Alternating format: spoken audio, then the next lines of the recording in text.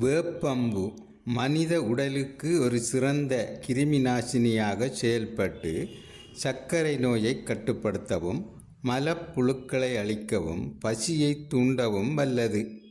ரசம், துவையல், வடகம் செய்ய ஏற்றது. சர்க்கரை பூசணிப்பு. சர்க்கரை பூசணிப்பு அதிக தாகத்தை குறைக்கவும் நீரிழிவு நோயை கட்டுப்படுத்தவும் இரத்த கசிவை நிறுத்தவும் உதவும் மருத்துவ குணம் கொண்ட ஒரு பூவாகும். வடை, பொரியல் மற்றும் சூப் செய்ய உகந்தது. ஆவாரம்பூ.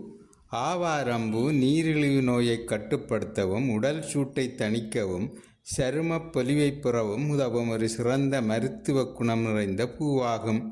உலர்ந்த ஆவாரம்பூக்களை தண்ணீரில் கொதிக்க வைத்து தேவையானால் பனங்கற்கண்டு சேர்த்து காலையில் வெறும் வயிற்றில் பருகலாம். ஆவாரம்பூவை நிழலில் உலர்த்தி பொடி செய்து பாசிப்பயறு மாவுடன் கலந்து குளித்து வர மேனி பளபளப்பாகும்.